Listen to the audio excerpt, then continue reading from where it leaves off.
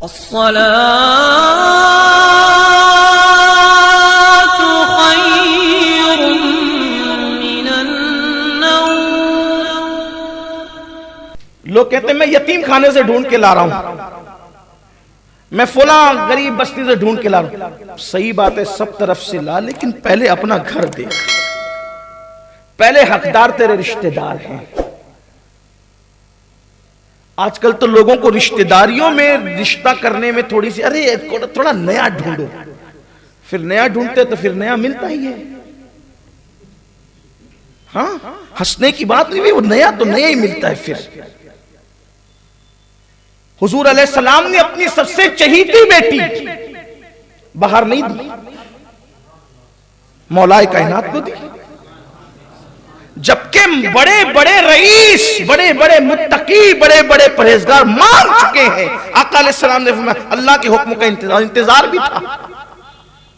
اور جب رشتہ کر دیا تو فرمایا فاطمہ میں نے اپنے خاندان کے سب سے بہترین انسان کے ساتھ تیرا رشتہ طے کر دیا ہے.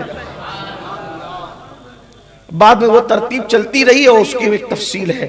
تو صلہ رحمی کا مطلب صرف کھانے کے لیے پوچھنا نہیں ہے، صرف دعوت کرنا نہیں ہے، صرف پیسے دے لے خرچہ کرنا نہیں. اگر اللہ نے تمہیں نوازا ہے تو اپنی بہن کی بیٹی، اپنے بھائی کی بیٹی، رشتہ نہیں آ رہا ہے، ان کی فکر کو حل کی. یا تو کہیں اور کروا دو اپنے سورسز سے کھڑے ہو کر کے، یا پھر کم سے کم تم اپنے گھر لے آؤ. اور آپس میں رشتے کرنے کی بڑی برکت ہے. میں اکثر لوگوں کو کہتا ہوں دیکھو رشتے جتنے ہوتے ہیں اتنی محبت ہوتی ہے. یہ اللہ نے رشتوں میں تاثیر رکھی ہے. ایک بات آپ سے پوچھوں، یہ قدرت کی شان ہے، قدرت کی شان ہے. یہ دوسرے کے بچے کی ناک بہتی ہے تو ہمیں گھن آتی ہے، اپنے بچے کی ناک بہتی ہے تو ہم اس کو ہاتھ سے صاف کرتے ہیں، گھن نہیں آتی. کیوں؟ دونوں ہی تو جو ہے وہ ہمارے نزدیک گندگی نظر آ رہی تھی، لیکن ایک کو ہم نے ہاتھ لگا دیا، دوسرے پہ ناک چڑھا دیا.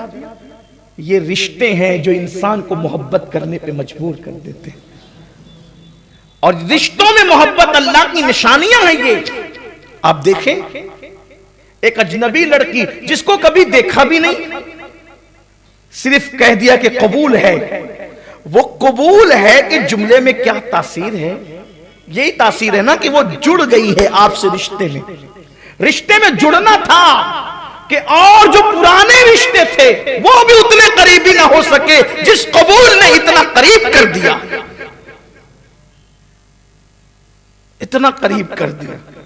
رشتے نبھاؤ، بیوی سے بھی نبھاؤ کیونکہ یہ رشتہ ہی بڑا قریب ہے. ایک دن حضرت سارہ کی شکایت،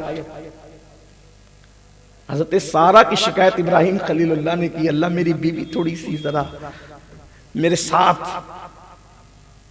کچھ گفتگو تیز کر لیتی.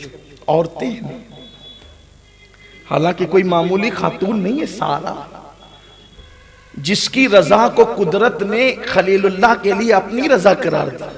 کہ جو سارہ کہتی وہ کر جائیں، یہ میری رضا ہے. اسی حضرت سیدہ سارہ کی شکایت کر رہے ہیں ابراہیم خلیل. اللہ وہ ذرا گفتگو تیز کر لیتی ہے آج کل. اللہ نے فرمایا ابراہیم میں نے تو عورت کو ٹیڑھی ہی پسلی سے پیدا کیا ہے، اب اس کو سیدھا نہ کرنا، سیدھا کرو گے تو توڑ دو گے. نبھاؤ، نبھا کرو، نبھا کرو. نبھانے کا حکم دیا کہ نبھاؤ اس کو. اور پھر اللہ تبارک و تعالیٰ نے بشارت دی کہ جو لوگ عورتوں کی سختیوں پر، ان کی تلخیوں پہ صبر کرتے ہیں، گھر بیٹھے رہنے کے بعد بھی ہم انہیں جہاد میں شرکت کا ثواب عطا کرتے ہیں. بلکہ ایک حدیث میں اللہ کے رسول علیہ السلام نے یہاں تک فرمایا کہ جو اپنی بیوی کی تلخیوں پہ صبر کر لے اللہ اسے صبر ایوب کا ثواب عطا کرتا ہے. اور جو عورت اپنے شوہر کی تلخیوں پہ صبر کر لے اللہ اسے حضرت آسیہ اور مریم کے ثواب کے برابر ثواب عطا فرماتا ہے. تو میں اپنی گفتگو کو سمیٹتے ہوئے عرض کروں کہ صلہ رحمی کی بڑی برکت ہے. تو یہ میں کہہ رہا تھا کہ جو ارتداد کی جو یہ نحوست چلی ہے اس پہ کنٹرول ہو سکتا ہے ایک چیز سے.